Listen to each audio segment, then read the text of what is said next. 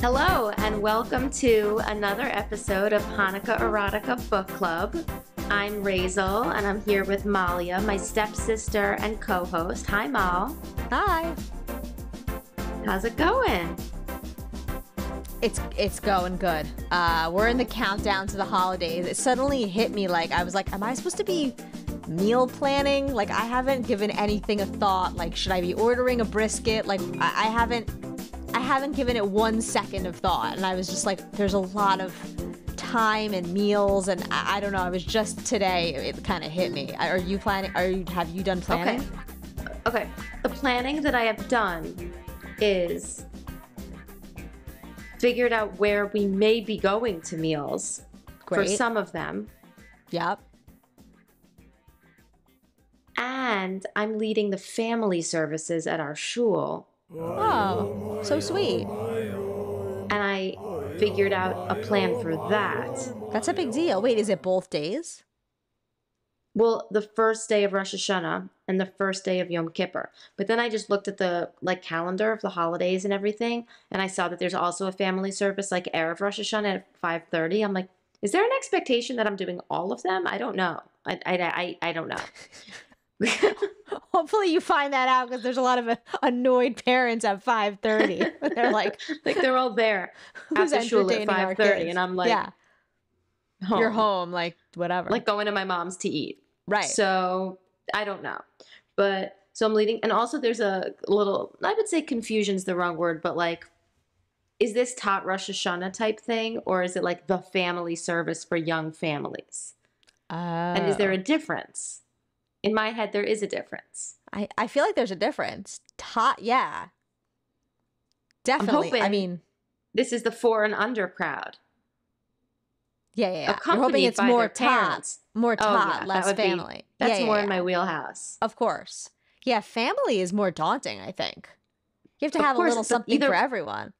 I mean, the families will be there if it's tot, because the 4-year-olds can't be unaccompanied, but it's still...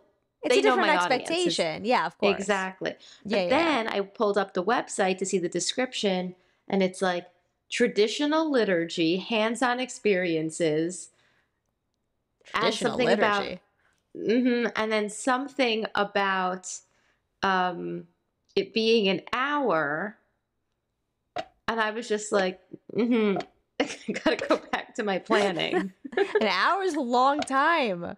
I don't know how much material, also with the attention span of the children that I'm planning, Totally. Right, of course. So I would say I've actually regressed, not planned, to answer your initial question. I have more questions than answers now. Okay. Well, I mean, at least you know the questions to ask, so that's a step in the right direction.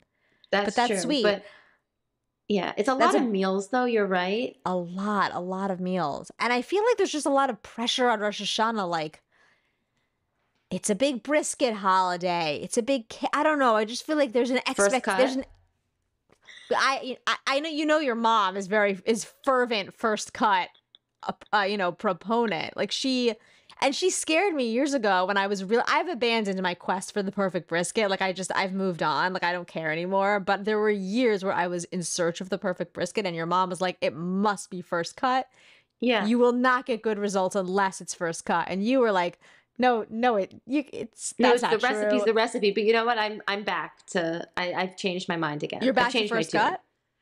I mean, I'm not back to making it. I'm just back to knowing that I've never tasted a brisket more delicious than Bobby's. Bobby makes a top-notch brisket. So you're it's right. Who am I to? If she's saying it's because it's the first cut, I should just accept. The first cut is the deepest. That should be part of the Tot Shabbat playlist. Oh my God, that's such a good idea. Especially if you need to kill time. Gotta get it all in there. If I need to kill time, we'll do a Sheryl Crow brisket song. Totally. With some brisket tastings, maybe Bobby could contribute. It's she also does this thing with her brisket where she lifts off the tin foil that it's cooking under midway and like smushes the prunes into it on the top. Yeah, she has a very elaborate methodology. Like it's hard to replicate. There's prune smushing. The thing is that the thing about this methodology and like watching people cook in the kitchen to replicate the food, I feel like reminds me of the book we're reading today. Totally. I was literally like thinking the same thing. The passing down of recipes that don't really have recipes. You just need to spend the day in the kitchen. Totally. And the level of the time commitment required to like become the level of chef that those women in that book were expected to be. It was just like, it was literally a full-time job. I mean, that was what they did. Exactly. Wait, before we dive in, anything else we wanted to chat about? Yes. A couple things. First of all, I feel we need to have our Jonah Platt segment again, even though I know we talked about him announcing his podcast, but he's since announced... The most I've ever laughed on this podcast, I think. He's since announced the first 2 guests for the podcast, neither of whom I've heard of ever, but I gather they're both just famous Jews in entertainment. Right. So Skylar Astin is an actor. In some things, I think I don't know what that is. He's an actor. He's a performer. But you've seen Pitch Perfect. Have you not? I haven't. I know of it though. I've heard the words. I think you should. Really? I think it's too late. Okay. Maybe. Right. I mean, okay. I'll put it, No, I'm not against wait it. till the kids are old enough. Someone's going to be into acapella and you'll all watch it together. Great. That sounds good to me. I like that. Yeah. You got to wait now. That's You're fine. in a weird in between. They won't like it for another couple of years, you think? They might. Well, it's really fun, but it might be more fun if they like stumble upon acapella and they're like, what is that? Like they don't see much acapella in Brooklyn right now. No, I don't know. Like, I don't think they know what acapella is. Exactly. But it's like once they like go on one single college tour, they'll be like, no. It's like well, you that's see a like the while to acapella. wait. College tour. Yeah, I know. But I don't know. But Skylar Astin's in Pitch Perfect. I don't know. These things might happen faster than we think because today Barry, who's 6, said to me, do you wear a lot of makeup or a little makeup? And I was like, a little. I rarely ever wear any makeup at all. And she says, so what do you do? Skincare? Oh, yeah, she knew about skincare? And I was like, yeah, how do you know about skincare? Yeah, because her and Binny, I know, they're in So like the same algorithm. What? They're in the same algorithm. Ninja Binny Kids and Barry, skincare. Because like Binny today, when she put on like lotion on her face, her skincare routine, she said she like put a bunch of dots around. Oh, wow. Before like rubbing it in. Oh my God. And I was like, she saw this somewhere. This isn't like this isn't her natural instinct. Right. Wow. To like put on dots all over her face, like in a symmetrical pattern. And then rub it in. Should I be doing that? So yeah, that? they're in the same algorithm and it's skincare. Oh my God. So like I'm saying, if skincare's already come up, acapella and all this might not be far behind. It may. Anyway, Skylar Astin, Jewish guy. But the thing is, separate from that, like he was in the original cast of Spring Awakening. He's a musical theater guy. Got it. So is Jonah Platt. He's super cute. He's also in like a famous Jewish scene of Girls, Lena Dunham's show Girls. Do you know the scene? Wait, did you watch Girls? I watched every episode, yes. Oh, okay. So you'll remember the scene, I think it's from season 1, where Shoshana's walking down the street and this guy stops her and he's like, Shoshana from Camp Ramah? I do remember that. I think I do. That's him. That's him. Got it. Like, so like that camp friend that she has like a little fling with? Yes. Is Skylar Astin. Got it. Very cute. Yeah, okay. Because he's like the classic. Yeah, that's him. Anyway, so that was guest number 1. Seems like Jonah Platt has like a full podcast studio. Oh, obviously. I mean, right. I didn't think anything different. But he's just really like, it's like all his Jewish entertainment connects, basically. To start, for sure. Right. I wonder where it's going to go. It hasn't launched yet, right? I haven't. I think we would know. We'd know. Okay. All right. Well, I'm counting down. Yeah, I think we know. I'm excited. We're going to listen, right? Of course. I think we should have a whole unpacking of that podcast on this podcast. I think that's part of what's expected here. Okay, you're right. You're right. We'll have a spin-off. Cool. So that's that. Yeah, and Montana Tucker's the second guest. Also don't know who that I, is, but I get neither, it. neither. Right. Yeah, Okay. yeah, but yeah, exactly. Right. Self-explanatory, I think. Totally. She's beautiful. Anyway, so really excited about being Jewish with Jonah Platt, Absolutely. and the holidays are coming up. But the next time we record after this, Rosh Hashanah will have passed, so Okay, we'll so get to hear about all the briskets. I'm sure I'll debrief. I won't have made any, but I'm hoping, we're going to a shul dinner. Like, I feel like there'll be some brisket there. Yeah, there'll be something. Yeah. Are you Great. going to Bobby's? You're going to have that brisket? I think the first night we're gonna go to Bobby's, and then I don't know how many of the rest of the meals we'll have at my in-laws, but I Right. also think like we'll probably just be like hanging out low key here, like just us. Sure. Also, like I don't know how, like, babe naps and it's all the timing of everything is not good. The timing of No. lunch and the timing of bad. So maybe we'll be here for some of it. Cool. Yep. Okay, well, let's dive in because I have a lot to say. Oh, I can't wait. I can't wait. I mean, I am so excited to talk about this book today. Tonight we're talking about The Marriage Box by Corie Adjmi. And a colleague of mine at work who's Syrian dad. I realized, by the way, that like all the Syrians I know have one Syrian parent, not two. Mm. And I think that that's noteworthy because like I don't actually have Syrian friends in my life who have two Syrian parents, like fully these characters, right? Except the main character has one Syrian parent, right? But Right. So Sarah, who listens to our podcast, was like, I'm so excited that you're reading it, but you kind of like left out the biggest thing when you were teasing the book, which is that like the Syrian community doesn't want books like this written because it's like an insular community, and like no one wants the ins and outs of the community being out there in a book.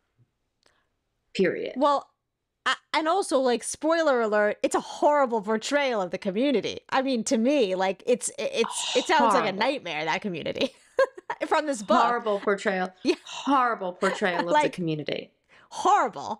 I mean, it's not, to me, that's why, like, the weird thing about this book is, like, at the very end, there's an author's note, because at the end, I was like, this woman, the whole time I'm reading it, I'm like, this woman must have fled this community. Like, she must have, maybe this is somewhat an autobiographical story of her escaping or I don't know what. But then in the author's note in the end, she's like, this is the community I chose to spend my life in and raise my children in. And I was like, why?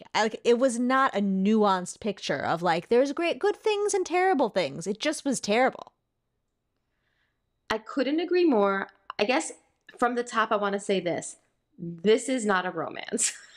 Not at all. This is not a romance. No. When we first read the whatever about the book, maybe I should have realized that already, but it's like, girl grows up in a Syrian family. They leave New Orleans, move to Brooklyn to start, she gets married at 18. I'm like, all right, cool. Like, let's find out about this marriage of hers. It almost reads like a psychological thriller. It's like, scary. This book is scary. It's scary. It's it reads like one of those like psychological thrillers you and I were binging a few months ago. Totally. Like it's so. You're on edge. You're waiting for like twists and turns. I was so on edge reading this book. Everyone's a psycho also, especially the men. All the men are insane, like violent lunatics.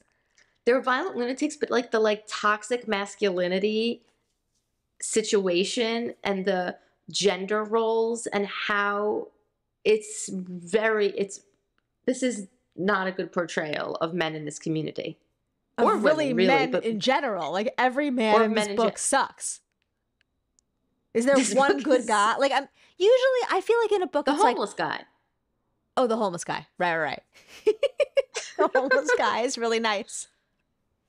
He was a nice guy. Her friend, Carl. Right. Her friend, Carl, the panhandling homeless man, is the only nice guy in the book. Yeah. I don't know. Yeah. It's just, again, that's strange to me. Like, you'd think, like, in a lot of these books, I feel like the books about the ultra Orthodox community, there'll be some bad characters, but then there'll be like the sweet, genuine character. Maybe it's even a side character, but at least it's there to sort of portray like, okay, there's good and bad everywhere or whatever. No, every man in this community is a nightmare.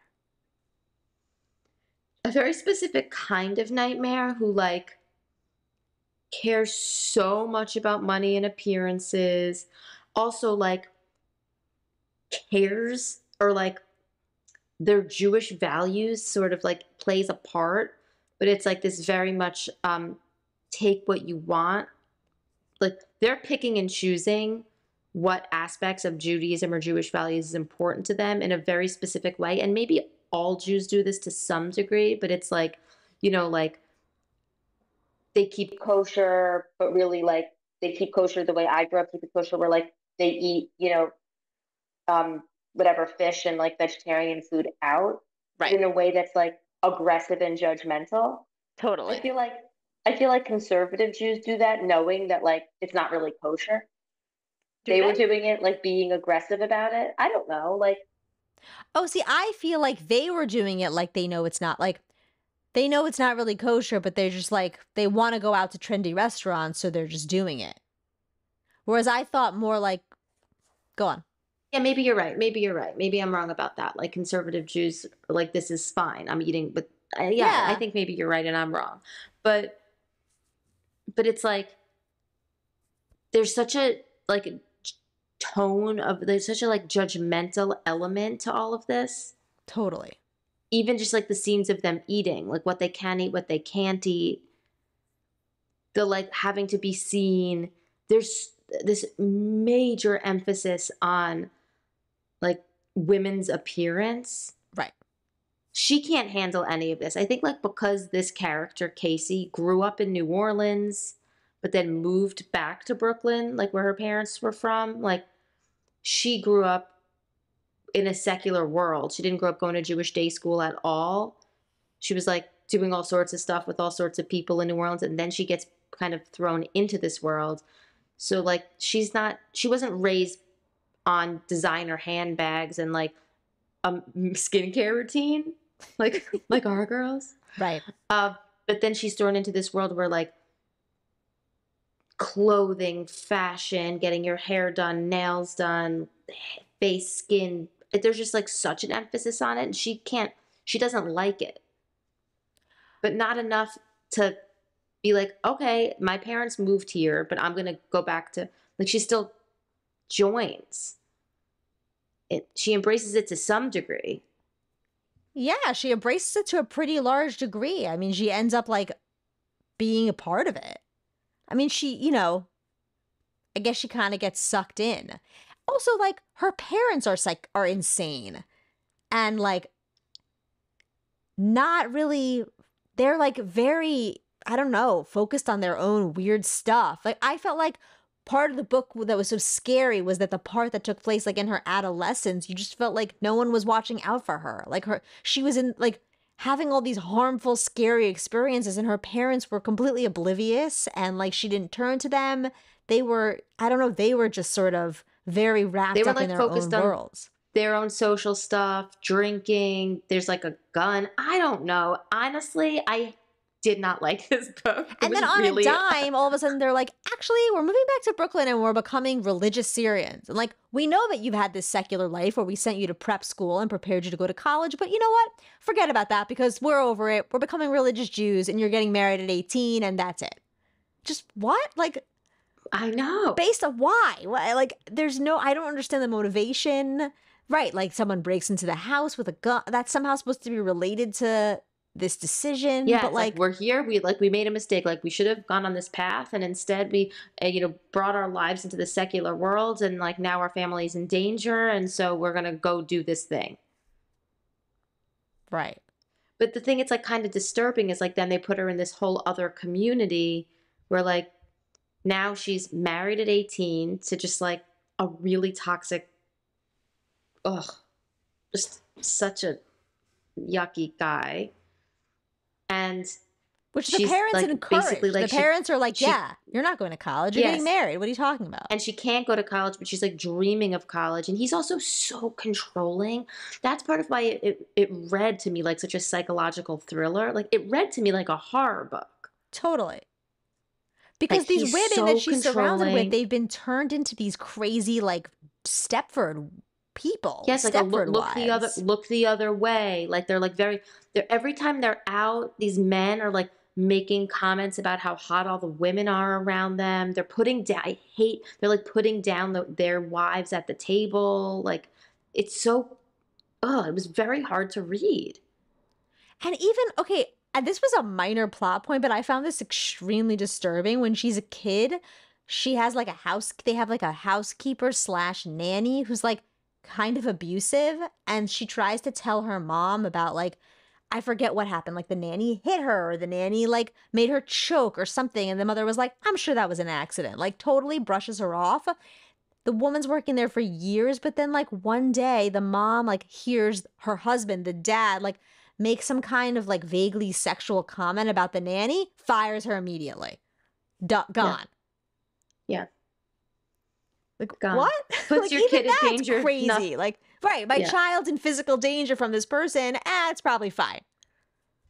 I think also part of why it feels extra disturbing is like it is sort of written as a memoir, even though I know it's intended to be a novel, but it's not, it doesn't feel that. It feels like it has to be autobiographical because obviously no shit, you know? But like, but she's coming up with this out of nowhere. Some of this is like, you know, it's written so in that it feels like a memoir. So when we read these stories about the nanny and it's like, it's hard to not get upset about it because it feels real. Totally. And it's just It's just, unrelentingly negative. Like I would have thought that there'd be like one couple who you saw who had a nice relationship. Even if the gender roles were overly traditional, at least like, you know, they seemed compatible or they seemed he loved her. You respectful. see a sparkle in his eye every time he looks at her. No, there was no couple like there No, was none of that. no, no. They were all so unlikable. It made me upset because the thing is like, this is a really horrible portrayal of the Syrian Jewish community. And it's like, I would love actually to read something that like feels really different Totally. because like there's tons of Syrian Jews like in you know Brooklyn and New Jersey. I mean, it's the same Syrian Jews in Brooklyn and New Jersey. They just like summer in New Jersey, but it's like, you know, I would love to know their community through a book in a different way. It's Totally. like I already knew how delicious Syrian food is. There's some I good know food all like descriptions. and the food descriptions are really good. And it's like every Syrian again, like I said, it hit me like after I was talking about it with my friend. Like every Syrian person I know has one Syrian parent, and like because of that, they are exposed to more, and like they aren't like full like SY Sure. as the Syrians call it. Like Yeah. they're not because like I mean they are in part, but it's like me growing up with an Israeli parent, like, yeah, but I have like a mom from Queens. Right. Like, right? Like it's a Sure. little different. Like I'm Yeah. not like this like a full like daughter of an Israeli immigrant in the same way that like if you have one Syrian parent and one Ashkenazi parent, like there's something different there. But I would really love to read something that made me feel very different about this community because the way that it was written made me feel upset about so many things, but specifically like the controlling nature of these relationships, the major emphasis on materialism. Totally. It's So not just like caring about the handbag. It's like it has to be the newest handbag. And it has to also just like this idea of like the parties have to be grand, but no one's eating because everyone's trying to stay skinny. right. In the most extreme way. Like everyone she sees across the room is like eating celery or carrot sticks. Literally, exactly in the most extreme. Like the platters of rice and kibbeh Are everywhere. vast. Right. There's so much delicious food, Right. and everyone's just eating celery. Right. But her It's just- rebellion, the main character doesn't do that. She like she eats. That's like her. You know, I guess that's She one of eats the and ways she that she cooks. stands out. Yeah. She eats and she cooks. She at 18 was so happy to be able to like move to the Upper East Side, like move, live in the city. But because she's 18 and sort of like up until a few years before had always envisioned going to school, like now she's like her husband's at work and she's 18 alone in this apartment. So she's like spending a lot of time learning how to cook, which is what you were talking about. Yeah, she's learning how to cook and she's doing Jane Fonda exercise videos. This book is set in like the early 80s. It's exactly. So she's like doing Jane Fonda, learning how to cook, and like on her walk to and from the grocery store, like walking through the city, she befriends this homeless person that Malya and I were just saying, like, is the only nice guy in the book. Yeah. So she befriends this homeless person. And like, of course, like in that, like we see that like she's much more open-minded than the rest of the community, but also like she's bringing him food. He's like tasting all of her recipes. She gets to know him. She gets to see that like homeless people might be educated and smart. Like it's a little heavy-handed, but sure. But also like I was friends with Marshall in the 80s do you remember between like Columbus and Central Park West? I do remember him. Yeah. Yeah. He was like, he lived in his car? Didn't he live in the car? Yeah, but like was he? I never really exactly. He was always in his car on the street. Right. But like I think he had a place upstate. Maybe. I guess, but then the point is then about this book also is like the whole kind of first part of it that takes place before her parents have this like huge, I don't know, midlife crisis and decide to change their whole lives is like about her high school drama before she becomes a religious Syrian. And that also involves like interacting with toxic, violent guys. Like it's horrible. Her friends, like her friend's older brother's friend, like burns her in the shape of the first letter of his name on her stomach. And then like, horrible. And then she winds up having sex with him, like when his car is stopped on the road. Like, I don't know. And so then horrible. like, everyone's just violent and horrible. So it's like, it's not even like, it's not like even a critique of the Syrian community. It's just like a critique of like men in general or humanity. I don't know. Just like everything. No, you're sucks. totally right. By the way, I'm glad that you pointed that out. No, this isn't just a critique on this. It's like everyone that she's interacted with in her whole life is just monster after monster. Totally. Monster after monster. She has a scar on her belly. So when she finally is married, like she basically like keeps her shirt on for the entirety of her marriage because she doesn't want him to see it. Right. The scar. Which, like, she could have made up any excuse. Like, she could have made up something about, like, she didn't have to do that. But, right, she's traumatized. So much trauma. And, but then it's like, the marriage years in the book, it seems short-lived, right? Like, it's a couple years. It's short, yeah. It reads so creepy. Totally. I felt sick the whole time. She's like thinking about applying. She's like sneaking around, just like thinking about applying to college in a way where keeps looking at like her like little bulletin about NYU that she has. That's like her one, like her vice is like secretly sneaking looks at it. But otherwise, she's trapped in like a groundhog nightmare. Like every day is the same. She's like nothing. Like you said, she's cooking and doing exercise and cooking and doing exercise. And then her husband comes home. But the thing is, it's like, those are two things that I love. Right. Right. So it's like, it's so funny because we're like, I love both. So you like cooking and exercise, right? Like I love to cook and I love exercising, but it's like, I'm happy and surrounded by a lot of people that I love who make me happy. So like the idea of that in like the context of my life, like in the summer when I have some time off and I'm like cooking a lot and working out a lot, I'm like, summer's fun. I love this. But it's like a choice I'm making also like within the context of like, all the other things that are going well for me. Like she's like kind of trapped, unable to, she can't even pick up a novel without him like critiquing it. He's like criticizing her books.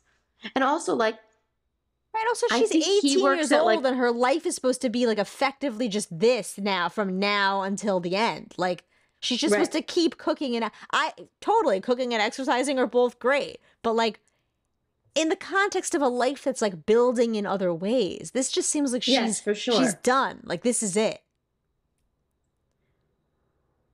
Also, like, this in this book, like, the community prioritizes money, but not like money and education. No. And in the about the author at the end, or like whatever she was saying, acknowledgments, like, she is claiming, the author's claiming that like this has shifted, this part has shifted. Right. Specifically like education, the community getting educated, women within the community getting educated. Like, I buy that. Like, of course, Sure. like that's probably true. Yeah. There's nothing I don't believe that she's writing. Like, this is someone who seems like this is like an insider-y view. So it's like, Totally. I'm not saying this is the whole community, but like if she's saying the community's now educated, sure, like I believe that. But like in this particular person that she married is like very into money and has a ton of it, but it's like, he works at like an everything must go like electronics store type place. Right. So it's like him judging like her like amazing bookshelf of like great novels. It's like, you're judging her reading Gone with the Wind? Like, right. It's not about intellectual pursuit. It's about like material success, period. And like beauty, looks, appearance, eating at all the best places, going out to all the best places, having all the right things. Feels a little bit like being like what I imagine it's like being a mafia, like a mob wife. Yeah, maybe. I don't know. I like my entire knowledge of a mob wife is like The Sopranos or whatever. But like it kind of is that. It's like you're in this, you've been provided material security and opulence and whatever, and your obligation, what you owe in exchange for that is like, don't ask too many questions and just like keep your husband happy and don't ask too many questions about where he's going and what he's doing. Right. You're right. But it makes me upset because this is not The Sopranos. This is like our people. It's like, this is a book about Jews. Well, and also I think it's like a very negative portrayal of the way of Judaism. Like she finds no meaning. I didn't see any scene where she feels meaningful or positive about Judaism at all. Like, she sort of accepts it, I think, as the backdrop of her life, but everything is like she's put into a yeshiva. She's like, gets her class schedule and it's like chumash and whatever. And she's like, where's the art? Where's the music? Where's the gymnastics? And the rabbi's like, those things are not important. We don't have time for them. Like, she starts her chumash class and immediately she's just like chatting with the girl next to her. Like, there's no moment where she has to go to her husband's parents' house for Shabbat and like it's annoying and frustrating. Like, there's no moment where she's like, oh, this is a meaningful Jewish experience. Oh, this is a positive. None. There's not one moment like that. Right. She's not. I'm just like thinking of all of my amazing Jewish experiences, but like there's no feeling where she's like sitting in a minyan, like swaying, noodle dancing to a wordless melody. Such a Jewish. And you just start crying. You're like, I'm so happy it's Shabbat. No. I needed this. Zero of that. No, none of that. The opposite. She finds it all. And we see it like that as it's not like we know that that's the character's view, but then we are, as the reader, are also privy to other things. There's none of that. I think if this was my knowledge of Judaism from this book, I'd be like, okay, like take it or leave it. The food sounds good, but that's it. Yeah, right. Also, I just want to bring up, apropos of this thread and others of our conversations and about other books, the book says that her mom is 36 when she's getting married. Oh yeah. Mm-hmm. Her mom is 36. Is much younger than us. At her daughter's wedding. But that also makes sense about like why the parents were dum-dums the whole time. Because they're like were children. Also just kids growing up, having parties. Right. And they had this, this is their same background. Like, these are the values. This is the, right. So they're like throwing parties in New Orleans. Right. Ugh. And also the mom is like, she sees her mom like pulling at her skin or whatever. And she's like, moms are supposed to have wrinkles. But meanwhile, like, the mom is 36. Yeah. Skincare. Um, yeah, it's upsetting. I feel upset. I felt upset reading it. I feel upset that this book exists. I feel upset Is it because the thing is, I YA? understand. Is this book No, YA? I don't. It's I not, don't right? think so. No, Okay. no, she's just 18. But no, this is not. Well, a lot of it takes place when she's like in high school. I don't think it's YA. Okay. It I reminded don't me know. a I wasn't little of reading it. that Mafia, Jewish Summer Camp Mafia book. Yeah. You mean in that a book that we don't like? That.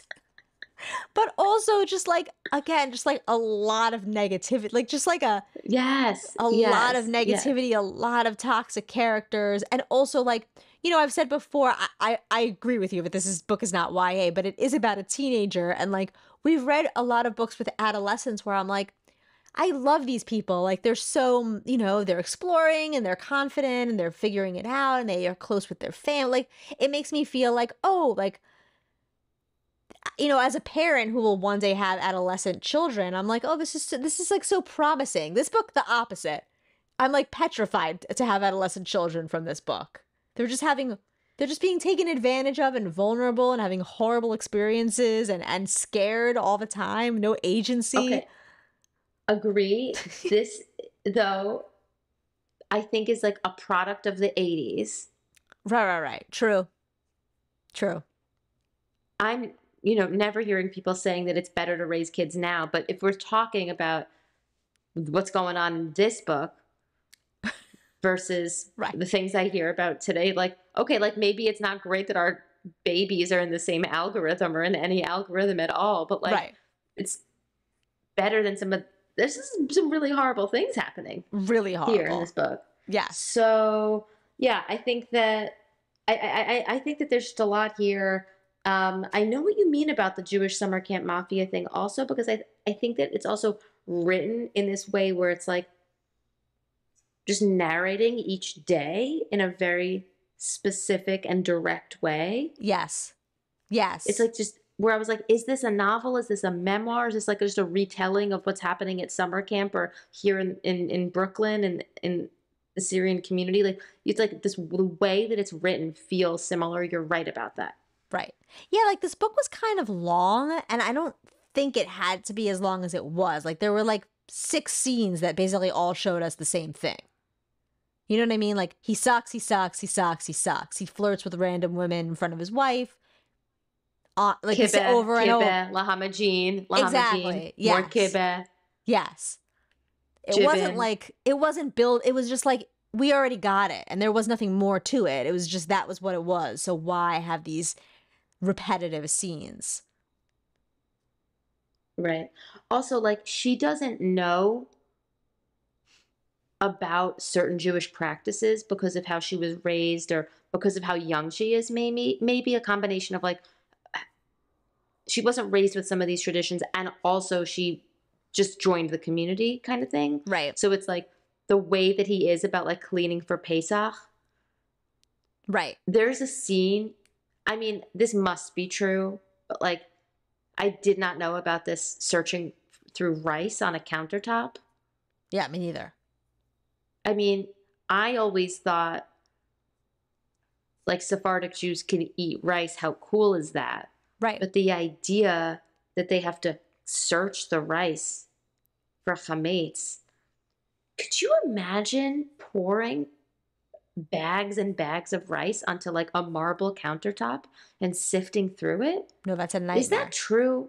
I really would like to know. Again, this book was nightmarish. Also, like, if you're like 10% of that rice is ending up on the floor, right? Like, I mean, I don't even get it. Like, is there a sand sift? Is there something? Is there another system? It doesn't even see. How do you just dump rice on a countertop? Right. My whole house would be rice. It would be like a one of those videos that our kids like, where like they bring ball pits into a house. I'm like, turn this off. I don't want you to get any ideas. Totally. This is never happening in your life. Just no. I do have one. We do have one full Syrian friend. Our friend Jill. She lives in Deal. She's Syrian, full on. And I wonder what she would think about this book. I will ask her about the rice. I mean, I know. Actually, now that you said that, I just realized I do know families that are fully Syrian, maybe from work. Mm, I actually don't know if they're if all. I don't know if both parents are Syrian on both sides. I don't know. How would I've never spoken to them about that, but I do know that there are some Syrian families that I've worked with who have, like family in Brooklyn, family in Deal. But then if you are a Syrian family who made the choice to then not live in those places, I already feel like you're a little different, totally, of course. you know? Yeah. But what's Jill like? Well, I mean, Jill is like also, I mean, the fact that I know her is because she's like not the norm. I think the norm is that you're insulated and you stay amongst yourselves, and I wouldn't be friends with her. She's like a single mom. She's divorced. She has 3 kids. She was definitely like seeking, she's into the environment and stuff like that. And that's how she found us and like our farm and stuff. And we became friends with her through that. But she, lives in the community and she's, there's definitely things that she's critical of, I'm sure, but like I think she would have a more nuanced picture because I think it's also, they're very charitable, they're very like warm. I think that, she's gotten a lot of support from the community over the years. I'm pretty That's sure her really mom nice. like doesn't work and her like I think it is still very much the norm for women to not be working. Not that it's everyone. Right. I think that there's like I think that it's not like automatic. I think women could go to college, but I think the norm is still like that the women are like staying home and raising kids and exercising and cooking. Right. I think that this idea, this comparison you've made to like The Sopranos, though, resonates because there's this part in the book. By the way, one thing I wanted to say in response to what you just said is that Jill should write a book. Like that story sounds interesting. Because Totally. like She there really are should. things about the community that she really loves. Like obviously, and the community's been really good to her. And like to be a single mom within the community, but getting support from the community, like in Jill's story, she's able to like be within the community and live in Deal, but also like find other like kind of like Jewish outlets and communities. So it's like Jill's story makes me feel better, actually. Totally. Yeah, But agreed. back to the book, one thing I was thinking about, and with your comparison to like mob wives, is like she learns like in this book that like a lot of things aren't her business. And it's almost like the priority, like the allegiance is like between the men and each other, Right. not between like the partners. So Right. like I guess I highlighted this one part, but it's like she says towards the end of the book, it turns out there are other things that are none of my business. One night in bed, I learned that a Syrian man would never tell his wife about another Syrian man's philandering. It's a guy thing, their moral code. So the alliance, the bond I question when Michael admits he would never tell me if Rick or Eric were unfaithful is between you and the guy, not you and your wife. I didn't say that. It's exactly what you said. But the thing is, like, he then makes it seem like it's about lush and hara, but it has nothing to do with the Jewish value. Like, to blame that on it's lush and hara, like, that has nothing to do with it. A big sin, saying anything about somebody else, even a good thing, is not advised. Like, that's what the rabbis are saying. Don't tell your wife because it's lush and hara. You know what else isn't right? Totally. Effing someone else isn't And right also, either. So it's these like, are people who've been gossiping constantly throughout the whole book. Like all they do is talk about each right. other. So like So it's like now he's on a religious high horse all of a right, sudden. right. But it's like that kind of I hate to overuse this, but like that kind of like gaslighting and like it's happening throughout the whole book. Like Totally. there's just like a oof. Anyway, you should tell Jill to write a book. I will. And That's the a good thing is, idea. like, Jill's I great. imagine like Syrian writers, like I think that the community frowns upon books. Well, of course, frowns upon books like this, right? Like, Yes. who wants this? No. Just like I'm sure like the Orthodox community doesn't love like the entire genre of like, off the derech books. Of course. Because they're inherently going to be critical. Even a book that was more balanced would have critical elements to it. Right. But I mean, a book like this is just like there's no redeeming element. No, I mean, no one in the Syrian community is like happy. I mean, it's possible that there's women who read this book who are like, I really relate to this and I see a lot of myself in this book. So like this is validating for me because I'm not alone. Totally. Because in the way I perceive her experience is that she feels like the other women are sort of like okay with this Stepford wife situation and she's the outlier. Yes. The other women are genuinely want this. That's what it seems like. But it's Right. possible that, a lot of people feel trapped Right. and Right. want Although, right. The whole more. conceit was supposed to be she was different because she wasn't born into this. So she was just sort of like adjusting. But right. Like, also they're children. Like, even if they think they want it when they're 18, that wears off. You saw that kind of like wearing off pretty quickly. Oh, yeah. It's very young. Right. And the Do dad, you remember know the about the dad made a bet with Mormon her? mom talk? Sorry? Oh, yeah, say that first. You Oh, go just first. the dad, who again had sent her to like prep school to be educated for college after they moved back to Brooklyn, is like, she's like, I'm going to college. He's like, no, you're not. You're going to be married by the time you're 18. I'll make you a bet. And they sign like a document betting with the dad betting she'll be married off by 18, which of course he's right. It ends up being right. But like, But also, it's like, messed remember, up. he was like he was a dodo bird in his early 30s making this bet, because it's just like babies raising babies. True. True. Anyway, she leaves him, huh? At the end is she leaves, basically. Did you think it was going She to go that leaves. way? I really wasn't sure.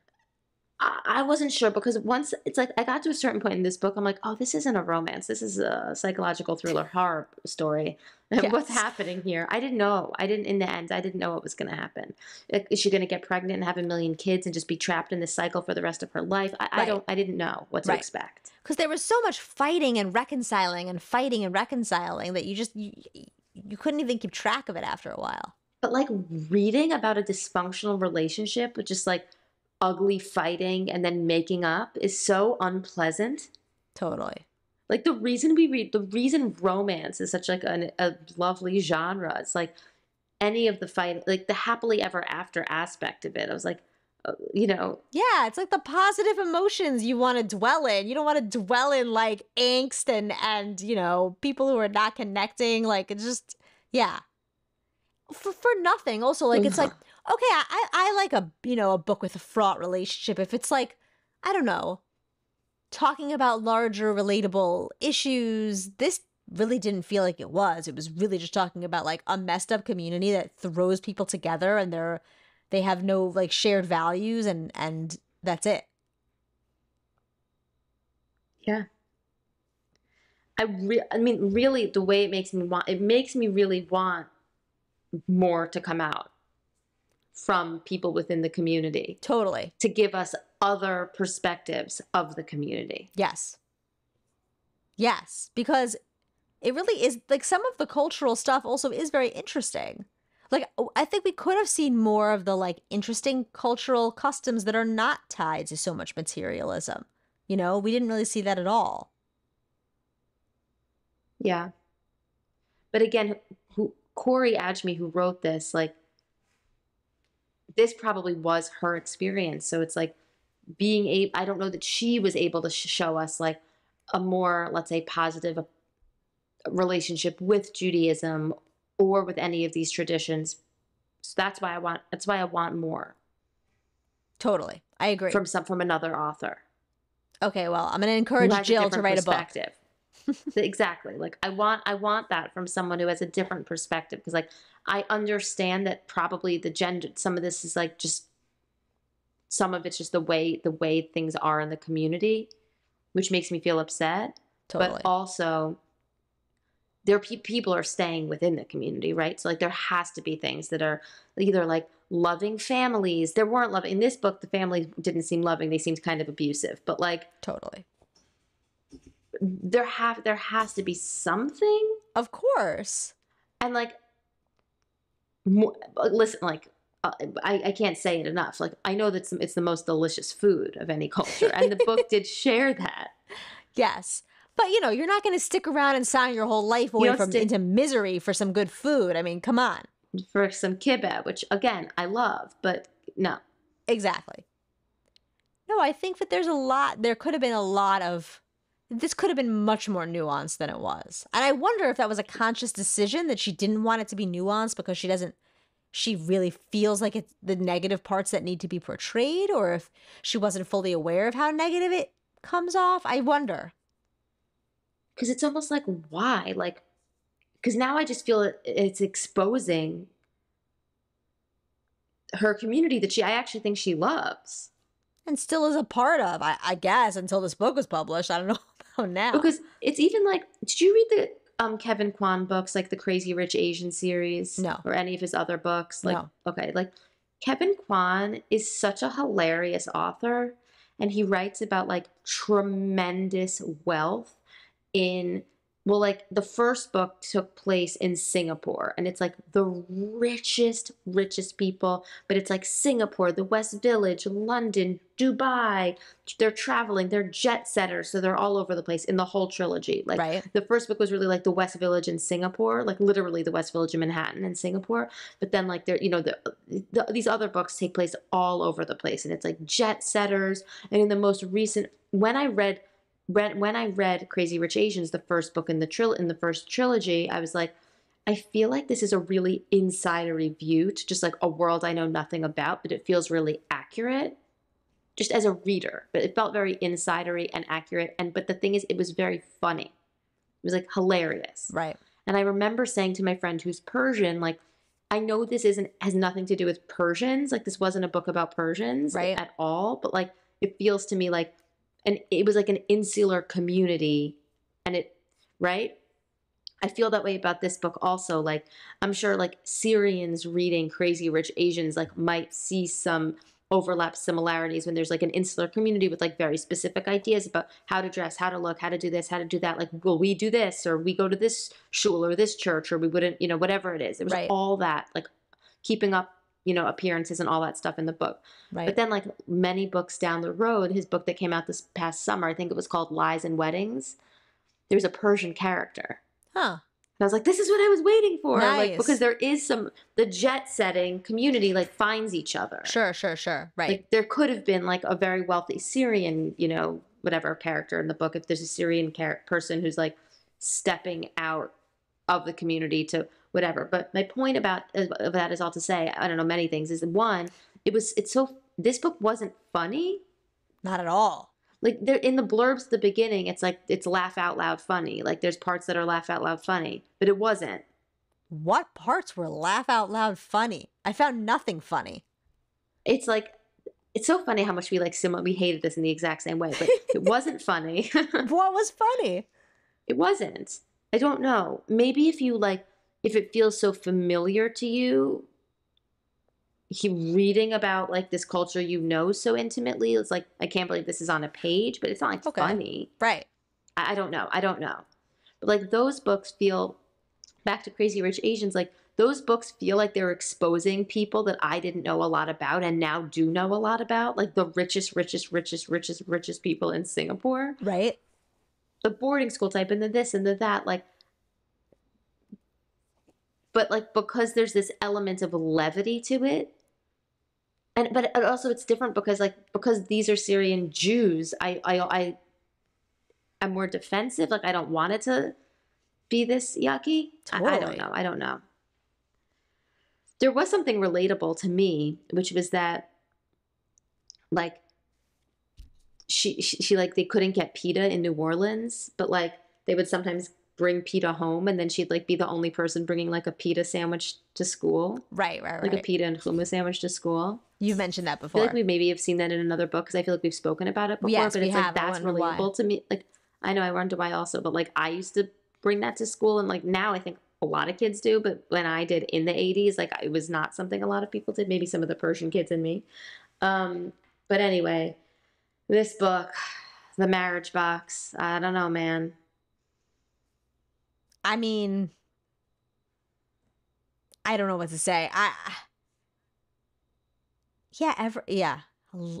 If you're interested in a detailed portrayal of certain aspects of the Syrian community and a lot of messed up family and, I don't know, male-female dynamics, this one's for you. Coming of age kind of trauma. Coming of age trauma. Yep.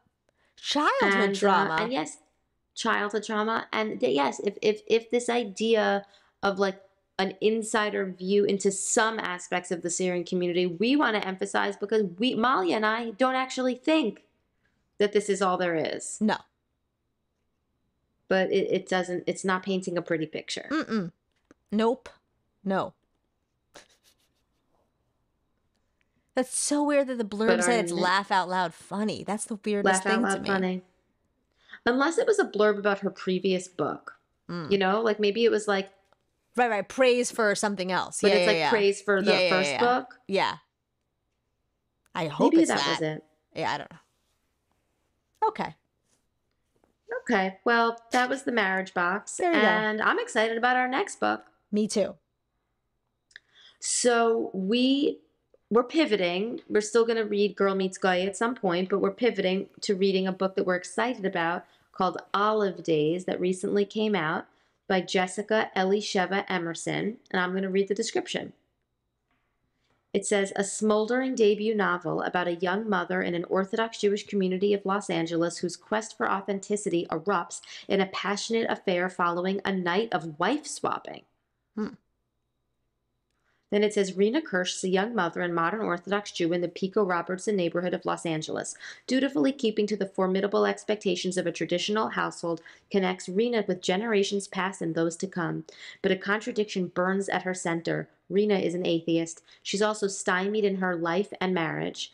Hoping to reinvigorate their relationship, Rena's husband convinces her to partake in a night of wife swapping with other Orthodox couples. Rather than preserve her marriage, however, the swap plunges Rena down a heady path that begins with a rekindled passion for painting and culminates in an intoxicating affair with Will Ochoa, her married art teacher.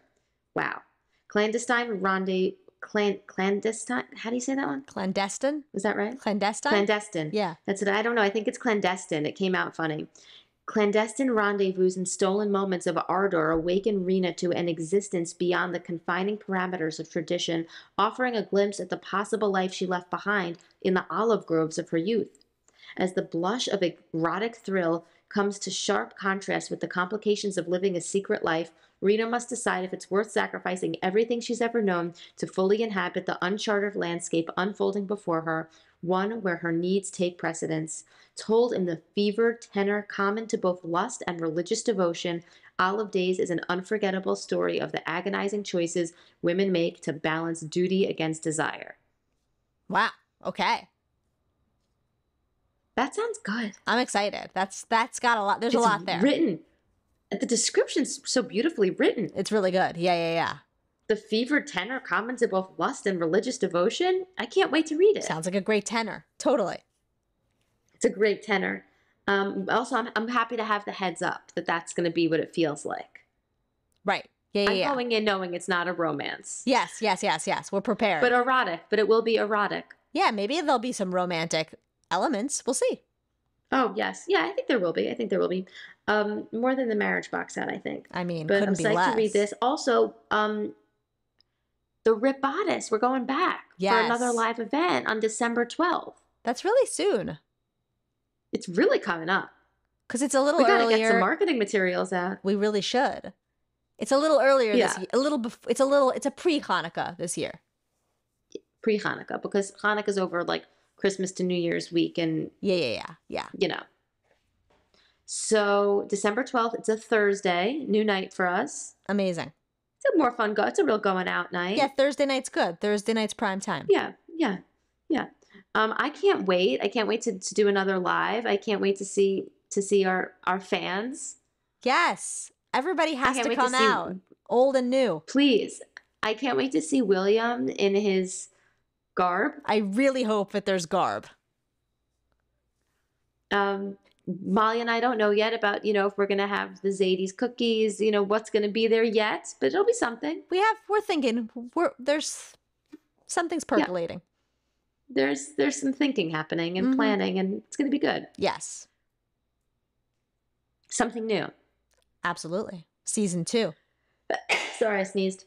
And we can't wait. So I've also been checking out Cannabis to Briss, our once good sponsor.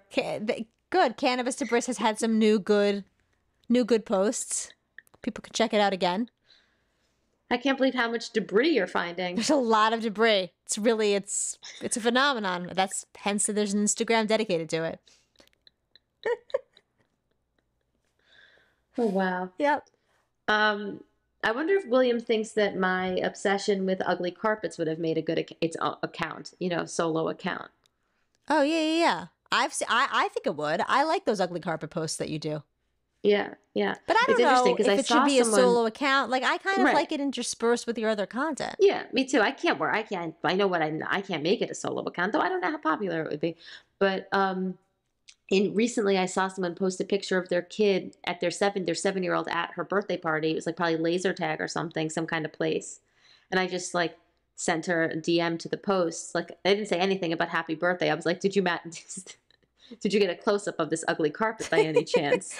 It's a really good one. Wow, you're really zeroed right in on that. It was so ugly, and I hadn't seen it before. Sometimes I see ugly carpets, and then I see, a friend will share with me, like, oh, this is the same ugly carpet at, like, Woodlock. Right. Like Shari, listener of the podcast, she has a good memory for ugly carpets, so she'll see that I posted one, and then she'll let me know she's seen it before. Oh, wow. Okay. So I know I have never seen that ugly carpet before. Right. So anyway, no response to that message, in case you were wondering. No response. But it was seen. Oh, man, I hate that. It's just hanging there. All right, hanging there, me asking inappropriately if she got a zoomed in picture. Anyway. All right, so this podcast is brought to you by Newish Traditions and Hanukkah Pong. Hanukkah Pong is a menorah-shaped beer pong game available at newishtraditions.com. To get a discount for your Hanukkah Pong, you can put in promo code Hanukkah Erotica, HANUKKAHEROTICA. Mm-hmm. And we are produced by William Levin, sound effect extraordinaire. Oh, yes. Follow us, subscribe. My mom's very into them lately. Oh, is she? Yeah. Especially the rabbi sniffing the undies. That was epic. And, that's very up your mom's alley, too. Yeah, she liked that one. Yeah. And follow us on Instagram. Rate us 5 stars. Leave us a review. We can't wait to see you live on December 12th and talk about olive days on the next episode. Thanks, Rach. I think that's everything. Absolutely. Good night. Night.